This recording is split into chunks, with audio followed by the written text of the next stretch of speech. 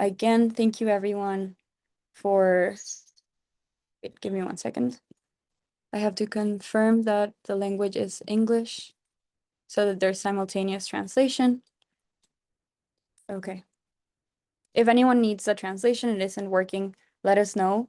If you have any questions in Spanish, feel free to ask them in the chat as well, or also ask them.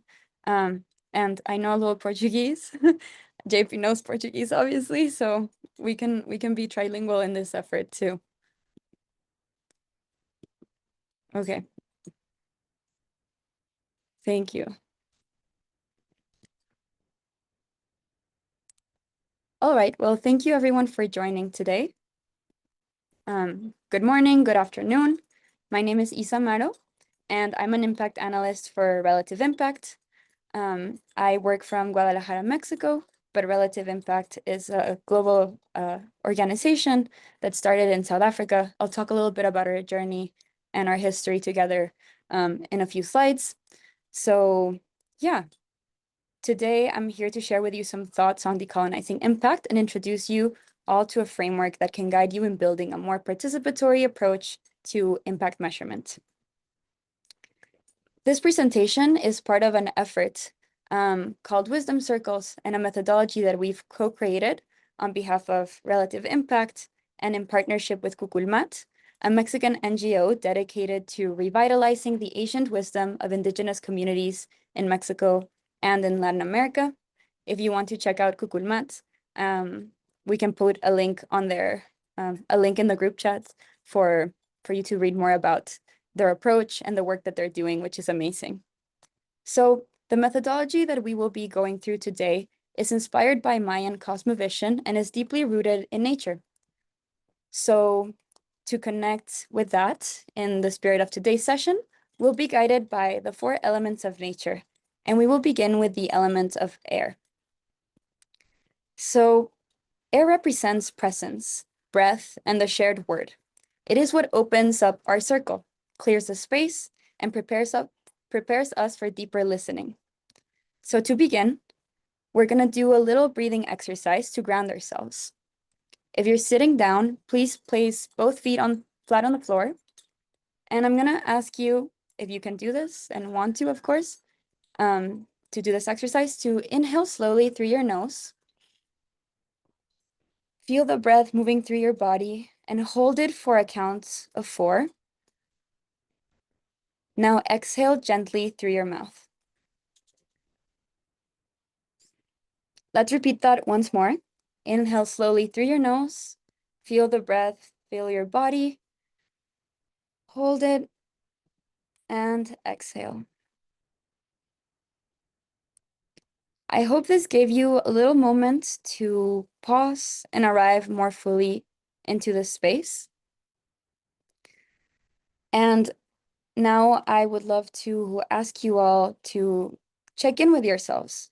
What energy do you bring to today's gathering? On the screen, you'll see a Mentimeter. You can join the Menti using menti.com and using the code here on the presentation, or you can scan this QR code to join the Menti. And you can answer this prompt.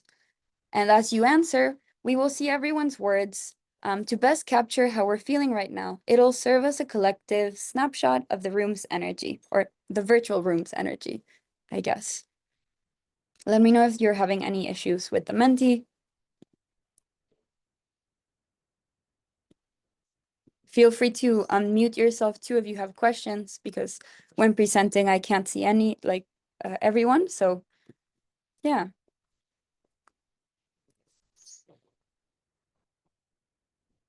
Thank you for sharing. I'm happy to see excitement as one of the words and joy.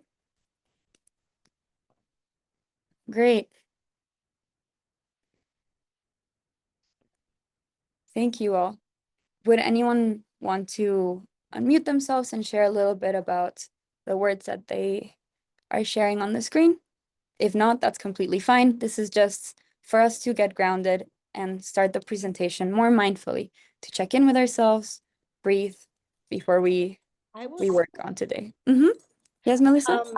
Yeah, I'm just coming from another staff meeting with work in Latin America, but also in East Africa. And a lot of the work that they were talking about was rooted in indigenous culture. So coming into this right afterward, I just feel really grateful. Thank you. Thank you for sharing. That's great to hear, and I'm grateful too to have you here. And hopefully, as we go through this process, maybe you can share a little bit more about what you've been learning from the work in East Africa. Anyone else is interested in sharing? Okay. If not, we'll begin. Thank you all for sharing.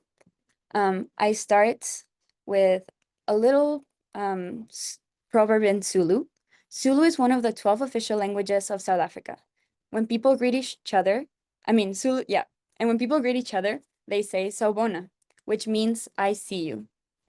This greeting acknowledges not only the physical presence, but also the value, history, and dignity of the person's stories.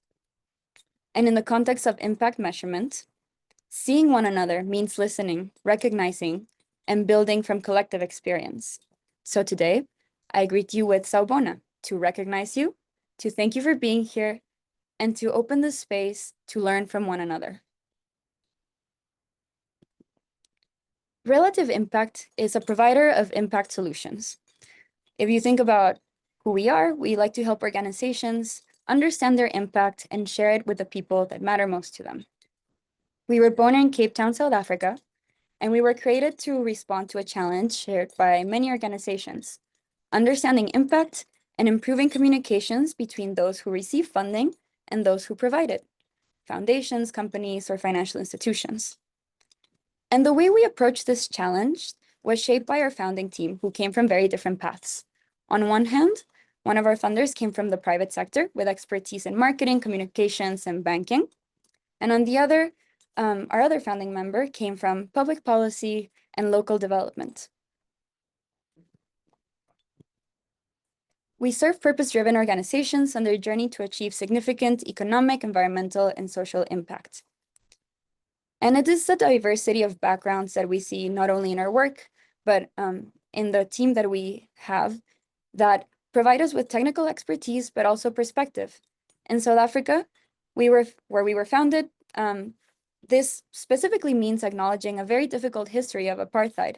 So we draw an inspiration from this context and on the words of Nelson Mandela, which state, "What counts in life is not the mere fact that we have lived. It is what difference we have made in the lives of others that will determine the significance of the life we lead." These are the words that guide us through the work that we do, and they guide us as we grow. From our roots in Cape Town, our work has now expanded far beyond, reaching over 50 countries and working with a variety of organizations across these countries.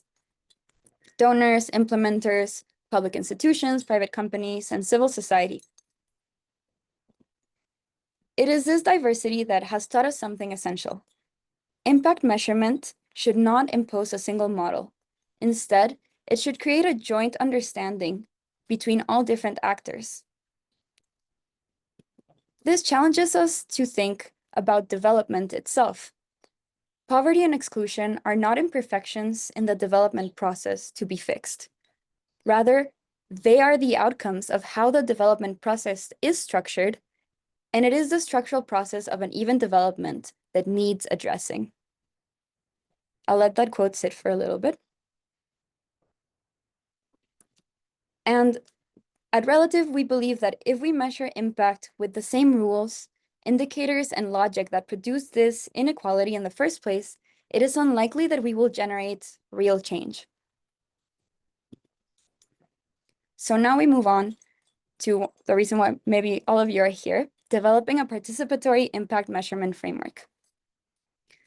I begin this presentation by sharing our history and values, because building a participatory framework doesn't start when we decide to measure. It comes much earlier. It starts with knowing who we are and understanding our positionality in the space that we inhabit. This brings us to our next element, Earth, which symbolizes memory and roots, our history and our body.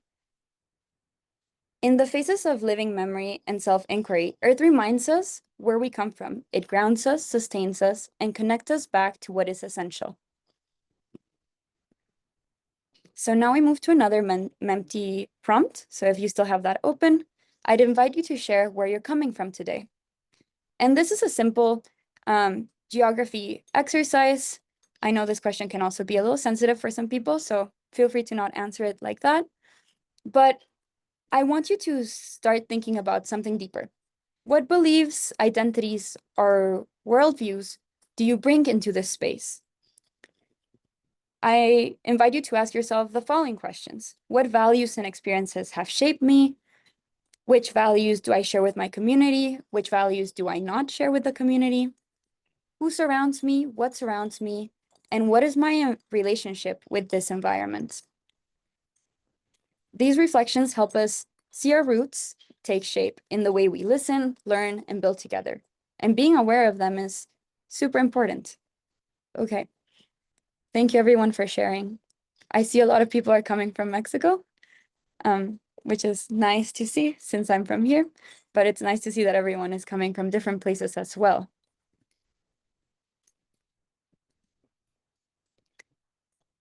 Awesome. Great. Well, thank you all for sharing. Now I'd like to share with you a helpful tool for organizations to have some guidance in this process, and that is stakeholder maps. The development of a stakeholder map can help everyone in your organization, and you could even use it as an exercise for yourself to place yourself in the context in which you are, to know yourself and know your community. You can start by mapping, you can start by listing the different stakeholders in your community, the people around you, and then linking connections or developing a more visual map so that you can see how everyone is related. To understand a participatory framework, we must be grounded in the idea that we're all part of a system. So this will help us see that system that we are part of. Any questions so far, or comments that you'd like to share? Feel free to put them in the chat and I can address them later, or you can unmute yourself too. No? Okay. All right. Well, once we know who our community is and we understand ourselves in this context, we can build a shared definition of impact. As you can see by this image, impact has many different translations in many different languages. And even in this call, we might all speak very different languages and are all learning through the English. But if we were to talk about impact in our communities, we could also define a language to talk about it. So I invite you to share with us too, if we created a language to talk about impact in your community, what word would be essential to include? This can be something about your work, something about your life outside of work, the impact you want to have and how you wish to talk about impact in your context. You can also include a word in your native language if English is not your most comfortable language of choice.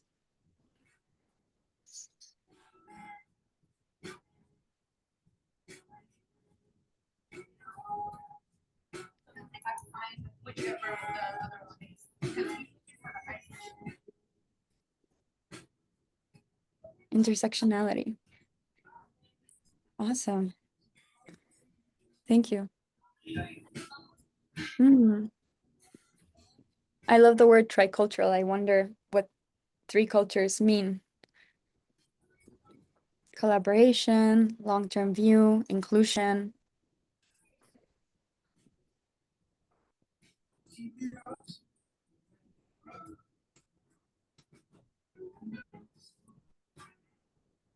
Thank you everyone for adding these words. Would anyone want to speak about any of the words that they've included? I see people keep adding them so we can continue to look at the screen and what people are adding for a few more moments. Participación, empowerment, empathy.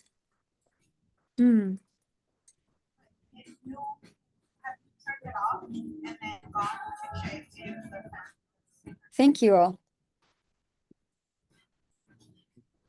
By creating a shared definition of impact and what we wish to see in our context, we can start to co-create a map to get there. So now I see that we had some really interesting words and very moving ones. And I invite you to start thinking of a way to unravel this big word or this word that might hold a lot of meaning into a map and making sense of the complexity behind this word. We recommend using a theory of change to make sense of the process between your actions and your impact goals. This can help your organization organize your ideas and share them more clearly.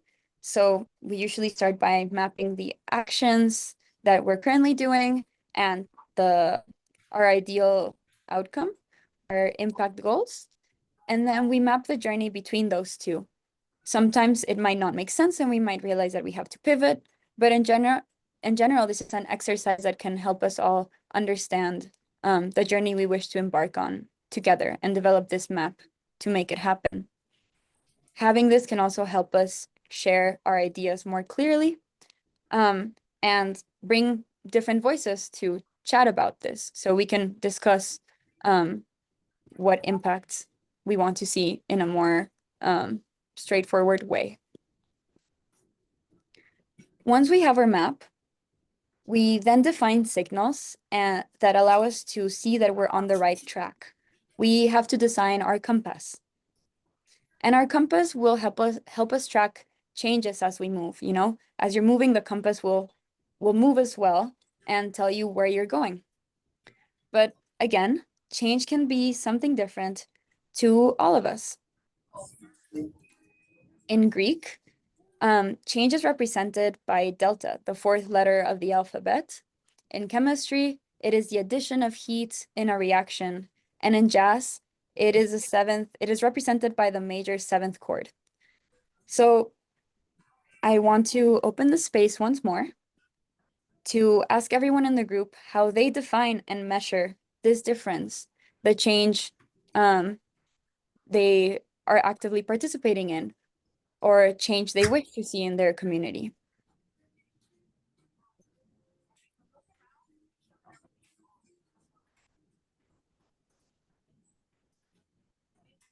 Again, this is a Menti. Feel free to share anything you wish to share, but also if technology like the Menti is not your preferred use, you can also unmute yourself and share, put it in the chat. Yeah. Surveys, interviews, conversations. Thank you. Repetition, collaboration. That's a big one as well. Hmm.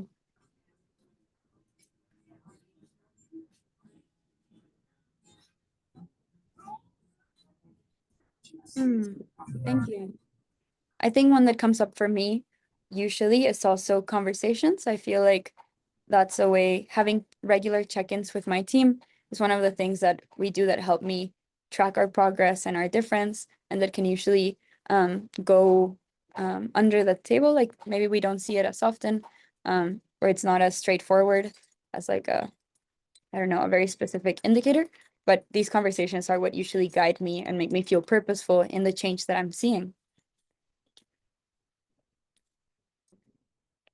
Great. All right. Oh, I see more responses are coming in, so I'll wait a little bit.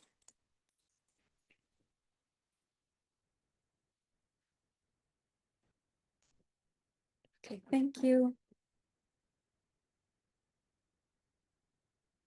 Okay.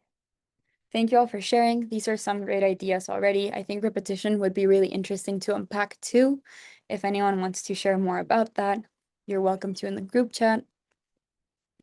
Outcomes focused, that's also great. All right. So when we see, well, as you can see, these answers vary broadly. but one thing that they have in common is that they can be usually broken down and organized into a framework. And today we're talking about a participatory framework, but before talking about participation a little bit more deeply, I want to share some points about developing an impact measurement framework overall.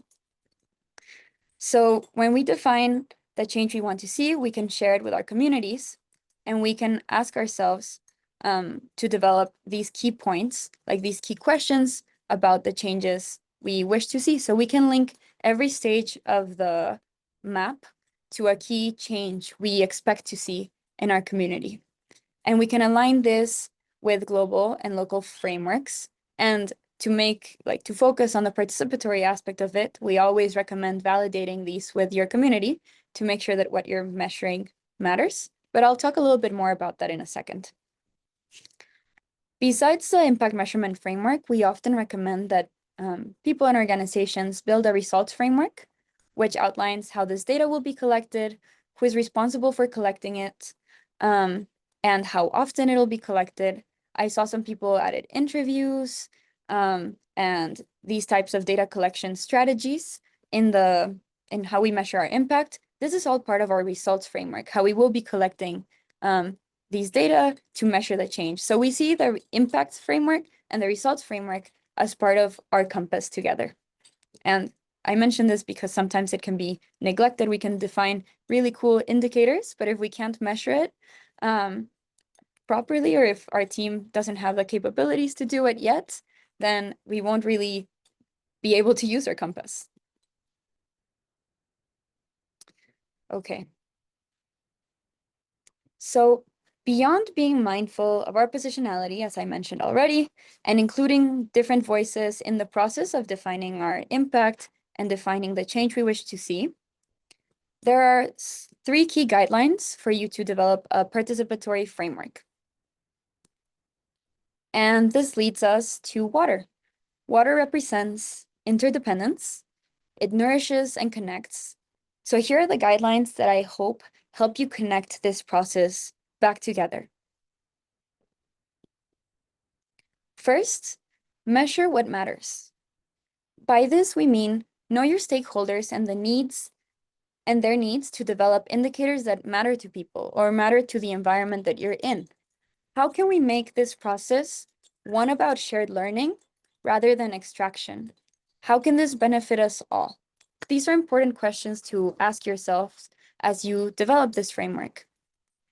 As an example, we were recently working with a client who was investing in an underrepresented neighborhood that had been shaped by years of neglect, especially due to racial discrimination. And their goal was to support development from within and to put funds in the community, invest in the community. But a big question that we had was, how could this happen if residents did not really trust outsiders and were simply tired of empty promises or people coming into their neighborhood, doing exercises and surveys, but then leaving with the data and that's it? So together we started thinking about ways to give authority to the community. What could give them agency in this process? So developing a survey that helped as a feedback survey for them to voice their concerns and more of a, like a concerns box and a survey for them to explain what they're seeing in the community, whether it's good or not, allowed the community to feel like they had agency. They weren't just passive recipients of things happening in the community, but they saw measurement as a way to have a voice, as a way to express what was happening and to jointly work with the organization to build this change from within. Second principle is that it matters how, when, and who you measure. And this is something that I already mentioned in the framework for data collection and results, but it's essential to consider what measurement tools work for everyone. So what works for your team or for yourself, and what works for whoever you're working with in a way that doesn't feel extractive. So going back to this example from the client that we worked with, Information and gathering information can feel like a process where you're taking away information. So how can we make this a process to share that information and make it shared learning?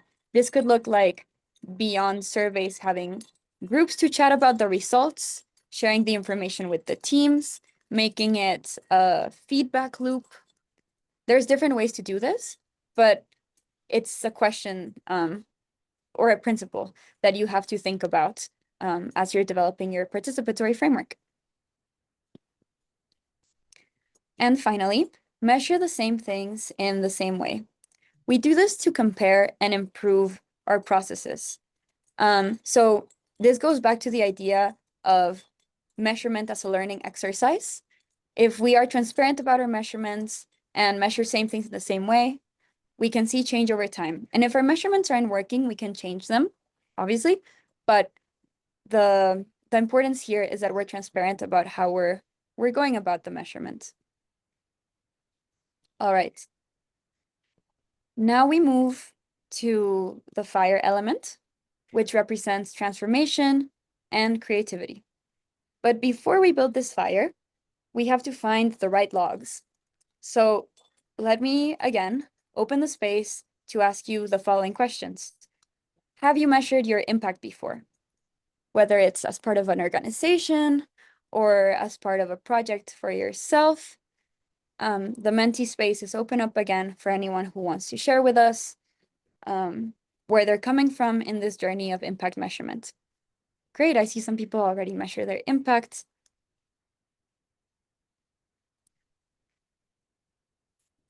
We'll wait for the responses to arrive. Great, I see 3 people, 4. Awesome. This is really helpful for us to understand where everyone is at in the process so we can share and the tools that could help them best. Okay, I see 7 people, 8. Great. Yes, but it didn't work. That's also completely fine. We can learn from what didn't work so that we can improve it. Okay, awesome. I see that everyone who's on the Menti has responded. Now, I want to ask you what challenges you faced or are currently facing when measuring impact. And let's put this in the context of like a participatory approach to impact. Based on what I've shared, have you shared any challenges?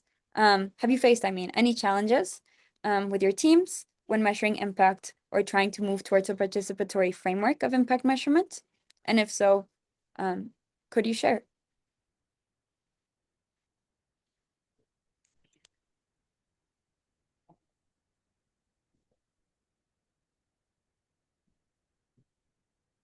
Let me know if everyone can see the screen, the Menti.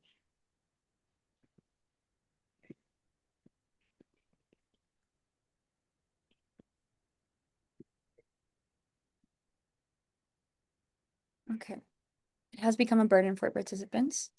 Definitely a challenge that we see often and that we hope can be addressed through a participatory process earlier than the measurement process.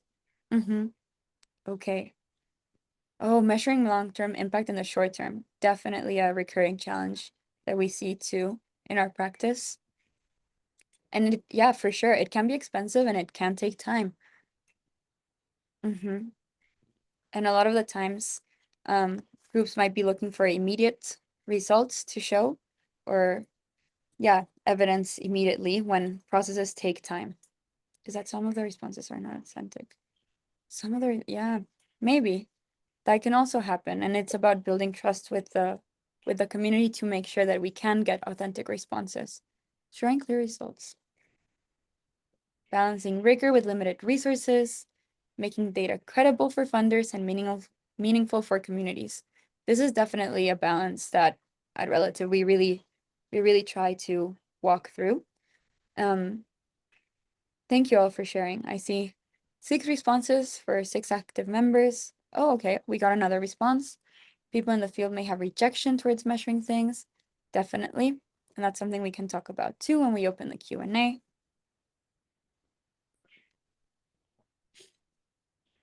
All right. Thank you. Okay, I'll move forward. If you forgot to share something and want to share it in the group chat, that's always a space for you to share. Okay. So one of the key things, or one of the key tools to consider when measuring impact in a participatory way is, as we saw in one of the challenges, okay, we want to measure participatory, we want to measure what matters to the community, but then we're getting information, or we're getting requests from donors, we're getting, requests from groups that we have to measure in a standardized way. That is always challenging, of course. So it is helpful to know the different reporting frameworks that exist around the world. Here are just some, but I invite you to align what you create with the community to these frameworks rather than feeling the pressure to have these frameworks be the way you measure your impacts. So there's ways that we can align what we create with the community to these frameworks. And yeah, we can discuss that a little bit further in a second. Another key tool that is really helpful, especially once we have some data and we want to analyze it, is to consider the 5 dimensions of impact analysis. And these are 5 questions that we can ask ourselves when developing a framework, but also when looking at our data. So we have what, who, how much, contribution, and risk. When we think of what, we think about what outcomes occur. Is it positive or negative? Is it important to the people or planet experiencing it? When we think of who, we think of who experiences the outcome, how underserved were they in relation to it? And then we think about how much of this outcome occurs. It's the degree of change that we want to see, how long it lasts for, how many people.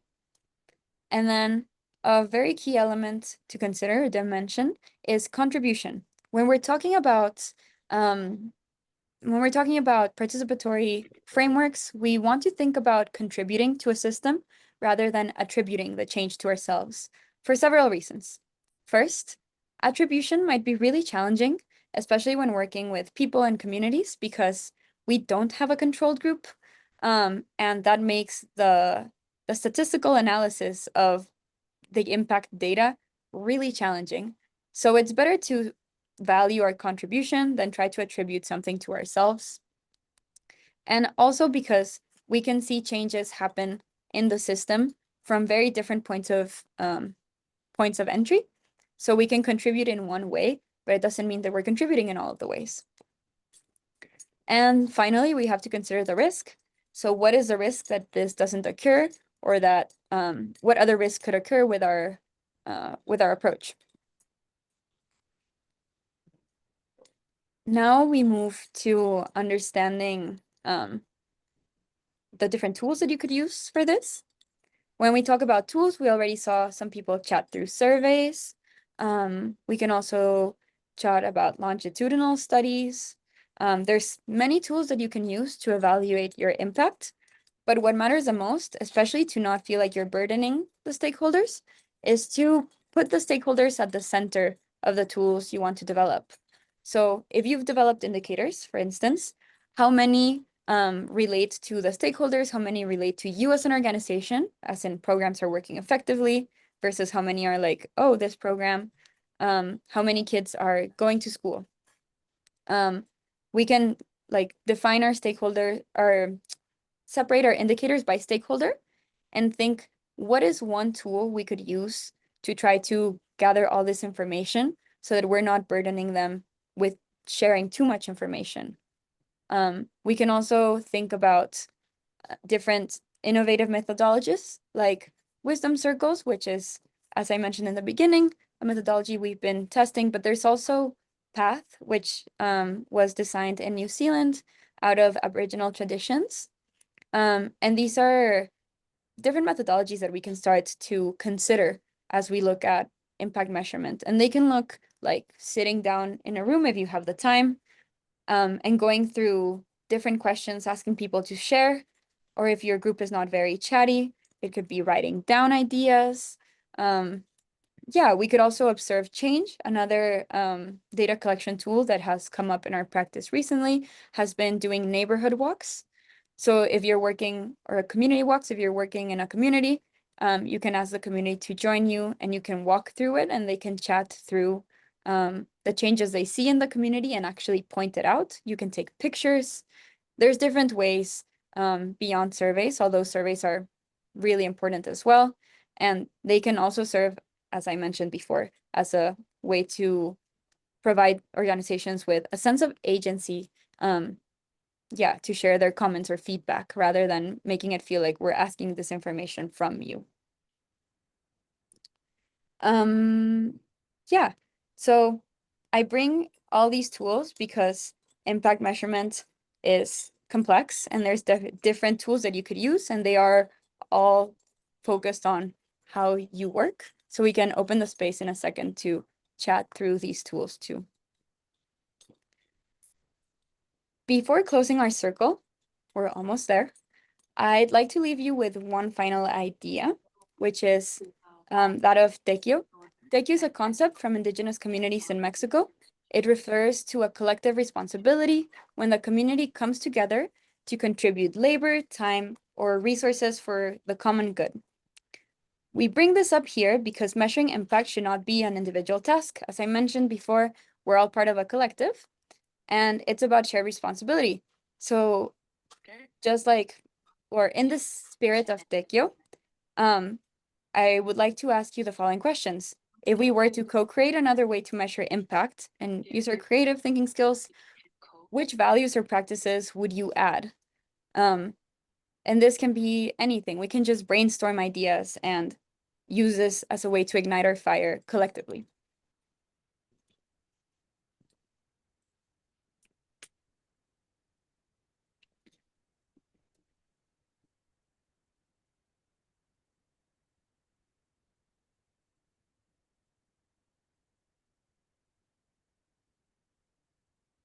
Art projects. Awesome.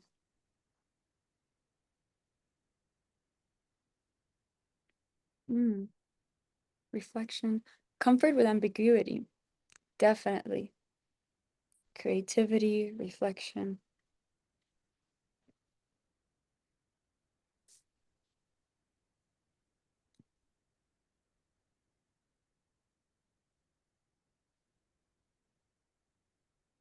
Center relationships. Great. Emotions. Definitely.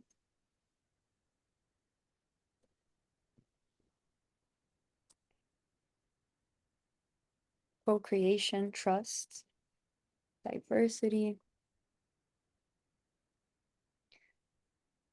Thank you all for sharing both the values and different practices. This is a combination of everything, and I love brainstorming and seeing what people come up with after we share these ideas and our presentation. It's always inspiring for me.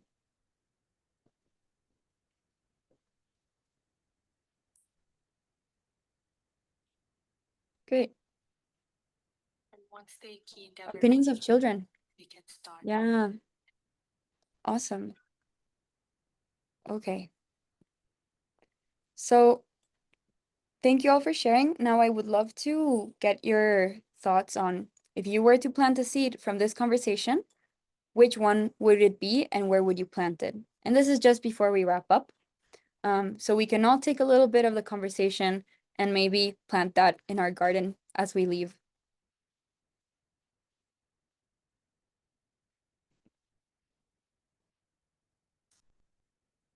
This is about turning the reflection into action. You know, seeds only grow when they're nurtured. So what can you carry into your own work, your community, or your daily life?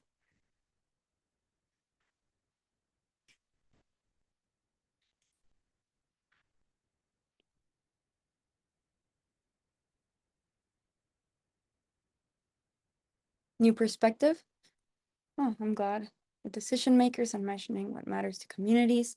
Definitely. A lot of our work and something that I've deeply enjoyed by working with Relativ is connecting with those donors and helping them connect with the organization so they can connect with the community, getting that waterfall effect, so that we can get more of a participatory approach to measurement.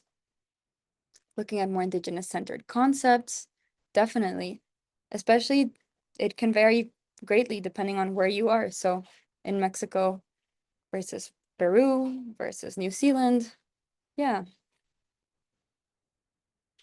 Listen to the community influencers. Thank you. Yeah. Thank you for sharing. Yeah. Alignment with donor expectations, another big one that we usually talk about. Innovative approaches to impact that I could try out. Okay, thank you. I'll wait one more minute to see if anyone else wants to contribute.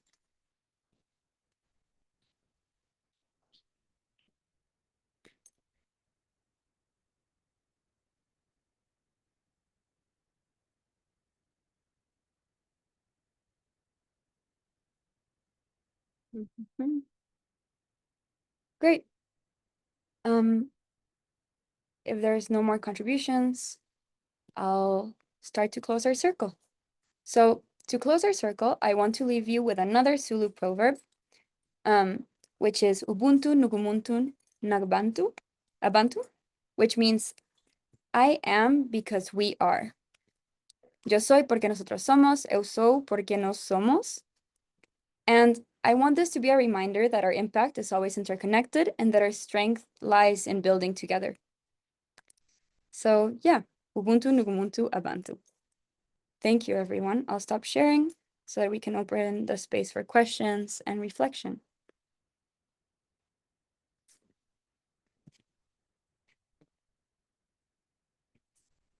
Thank you. I see some, now I can finally see the chat, so I'm gonna check with this. Oh, thank you, JP. I'm happy we got to go a little trilingual in the end. If there were any questions around terms or definitions, feel free to ask them now as well. Creative Action Institute. Thank you, Melissa. See some more. Impact this, thanks for theory of change. Yeah, so I see one of the first questions in the group chat is to define what a theory of impact or a theory of change is. And I'll start by saying that a theory of change is, or theory of impact, is basically how we map our current actions to what we want to see in the community. And I like to start by looking at both poles. And this can look like a mind map. So you can grab a pen or pencil. It doesn't have to be right now, but if you ever sit down to think about this, get a pen or pencil and start by listing on one side of the paper all of the activities that you or your organization does, and on the other, your goals. So organizations usually have a mission. We can break this down into the impact goals that the organization might have. So, for instance, if the mission is to develop a community in West Palm Beach, Florida, that has been impacted by racism, it can be like economic integration, community resources, and something else. These are themes, but we can develop a goal for these themes. And by thinking of goals, we can think about, I like to think about it as manifesting because I'm a Gen Zer. So if you relate to that, maybe this makes more sense. But you can think about if in 10 to 20 years we were to see the impact in the community, what would that look like? And write it as if it were true today. So trying to write it as if, yeah, the change we want to see were true to this moment. And then we start to think of it kind of like a scientific equation or the scientific process. If this action, so if I do this, then I will see this output. So if I build schools, then there will be more schools in the community, which is a concrete output that comes from building schools, which then translates to the change we will see in the community in the short term, medium term, and long term. And you can map this using a paper, Post-its with your activities, writing it down, writing connections. If you have more question about that, we have a free resource also on our website that can help you, can help guide you through the theory of change development process, Maria, if you have another question about that.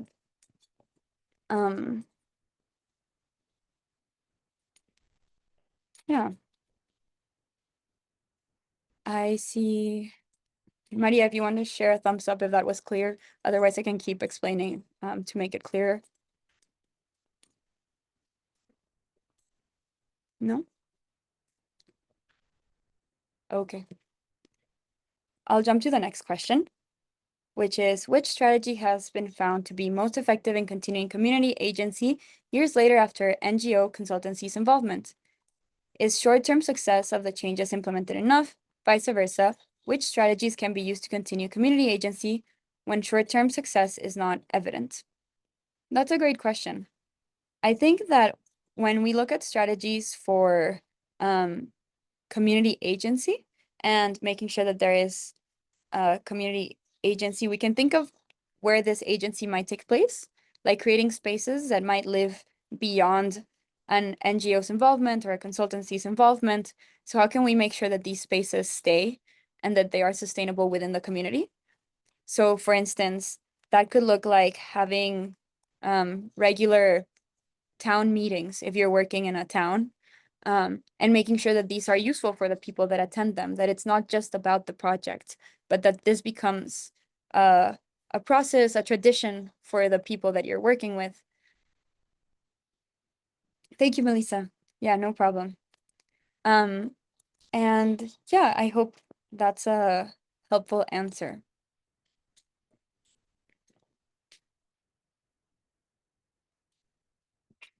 Are there any other questions about the processes that we talked through? Would anyone want to share any thoughts they've had?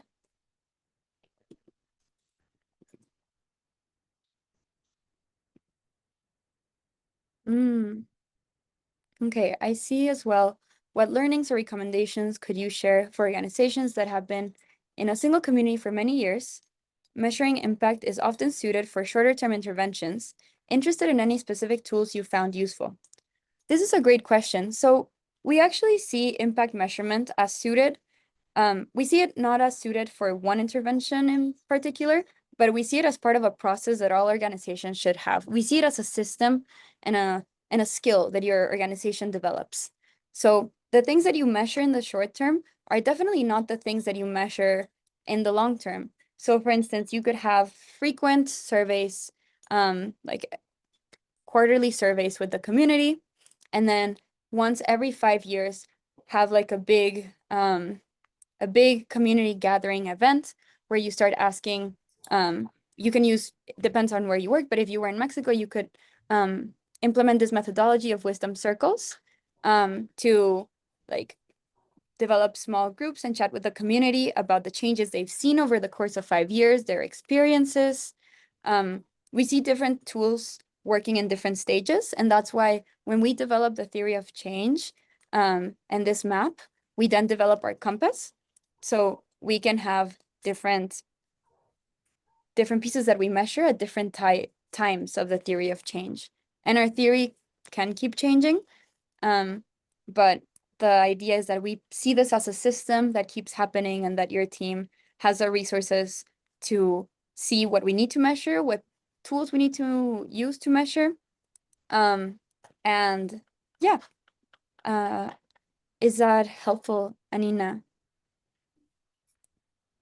We can chat about it later too. Yeah, and feel free to message us if you have any questions about this presentation. I want to be mindful of people's times, JP, so please let me know how we're doing with that. And we're always available to chat more deeply through each case. As we said, a lot of this participatory approach is about thinking of impact in a case-by-case basis and obviously linking it to global change. But we want to help you develop that fit-for-purpose strategy and those capabilities for your team to be able to have a system of measurement, not just a one-time thing that you do once and then can't repeat, or yeah. Awesome. Well, thank you so much, everyone, for joining. Yeah, I appreciate you being here. Thank you for sharing this space. that's it on my behalf. I'll stay if anyone else has other questions or want to talk through ideas that stem from this conversation. Happy to stay here for a little bit longer.